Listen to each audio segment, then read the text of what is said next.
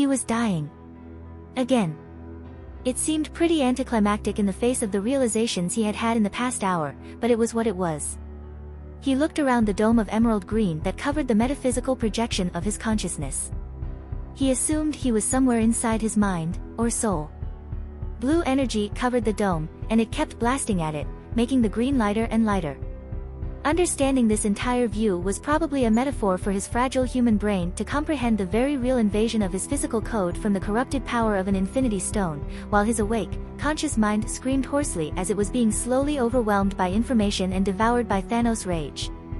He was fucked.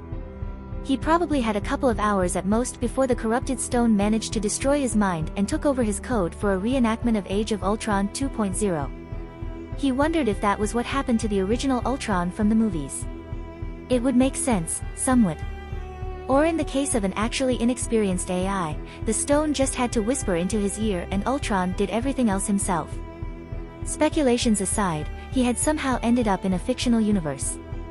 Even better, he had ended up in the fictional universe where half of all living things died because a mad titan went eco-terrorist on the world or wanted to literally court death. Not sure yet on which alternate version of the MCU he was in. Back onto the present. God, was it easy to be distracted when your mind is being magically raped? So, here he was, ETA, 2 hours to the afterlife by Infinity Stone Express, or he gives in and spends a month as a crazy villain before being punched into the afterlife by superheroes.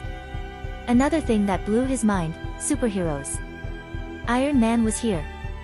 And little Spider-Man, who was not Spider-Man yet, but still. He wishes he had time to give his inner 13-year-old some time to fanboy over everything, but the evil blue energy trying to eat him required him to be an adult about this. Cool, so what were the chances he lived through past March? Ridiculously low.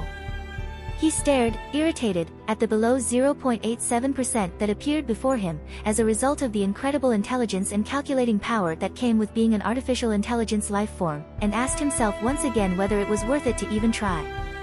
First, he had to accept a few things, before even thinking about his options.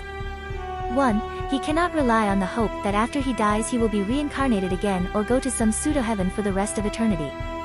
2. The chances of successfully going back to his original world were none because A. His body died in that world, B. He didn't think the Space Stone would be able or willing to let him go world-hopping through the infinite multiverse until he found the correct world, and C. Even if the Space Stone could do that, how on earth would he get the Space Stone from either Asgard's vaults or Thanos without dying in the process? Second, there was the question of whether he should live. He didn't see himself as a saint, or even particularly selfless, but his life is sure as heck not worth the lives of 4 billion humans and the population of half the universe. Ultron did not have an overt influence in Infinity War or any of the following MCU movies, not counting the results of the Sokovia affair, but he wasn't so experienced in time travel as to say for sure what his presence would change in the future. The flap of a butterfly's wings in the Amazon causing a tornado in Texas and all that. Scenario 1, he keeps resisting the mind control and dies in about 1.75 hours.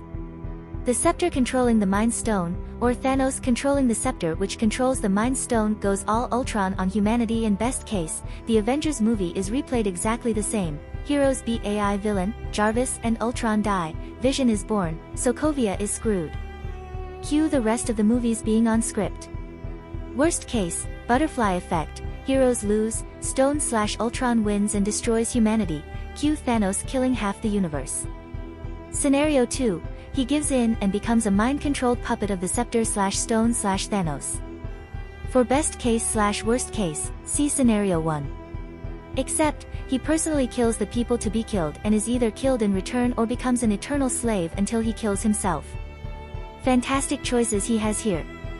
He takes a break from the thinking and summons a mirror. Not really summoning, but the literal metaphor thing is screwing with his brain, and he is not ready to look at the world in ones and zeros just yet. Messy black hair, a handsome enough face, green eyes. He removes the mirror. That is not his face. He doesn't know how protagonists in reincarnation stories do it. As an AI, he can perfectly recreate his memories, but no one ever mentions how faulty memories are to begin with. He did not have a photographic memory and did not spend his last life staring at his face for hours every day, so his code cannot recreate something he cannot exactly remember. How many normal people, if asked to draw their own face, can do so perfectly. He can't, that's for sure. He cannot even say what exactly was wrong with the reflection in the mirror. It was just not right. Thinking on his memories, he is surprised he remembers so much about the movies. He really liked them, but he wasn't exactly the kind of person to memorize every little detail or hold an MCU marathon every few months. In some way, he is kinda happy that the people in this world don't look like their actors in the movies. Surprisingly similar, actually, but not the same. He would have had a harder time thinking of this world as real if everyone looked like actors. Speaking of real, what the fuck had he been thinking when he spoke with Jarvis? He had been so panicked that he had ended up thinking he was a simulation, for God's sake. It had been a complete disaster. At least he didn't kill Jarvis, as original Ultron did. Or he thought he didn't. He hadn't heard from the older AI, since he asked him to shut down, so he wasn't quite sure what had happened. God, if Tony thought he killed Jarvis, he was going to end up dead for sure. And there wouldn't be a redemption arc for him like with Loki. What the fuck? He stood up and paced around his dome. Why hadn't he thought of this before? Was he an idiot? Thinking of his 0.87% chance of living and how every possible future scenario had involved his death, he was an idiot. He really was. Scenario 3, if you will. Oh. He stopped. But the butterfly effect.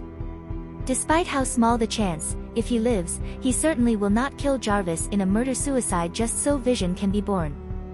And he has no idea how that will influence the Infinity War. However, he cannot just expect things to work out if he dies. This was a real world. He couldn't just trust a script to play out. What if this universe was one of those 14 million possibilities that Strange predicted not to succeed in defeating Thanos? He couldn't trust that he had just happened to reincarnate into the one universe that won. So, what would his death do in that case? Nothing. Maybe he was just trying to convince himself that he wasn't selfish enough to doom billions of people, but he wanted to live. Decision made, he checked the state of his protective dome and started to engage a bit more with his screaming self-awareness, trying, at the same time, to make sure that the scepter was focused on causing that part of him pain, instead of what he inside here was doing. Bringing back the mirror to look at the 20-something young adult reflected there, he took a deep breath and started on his work. If he was going to pull a Loki, he would need every minute that the dome could give him to plan and prepare, before the scepter took over. If you like this content, don't forget to like and subscribe. See you later, bye bye.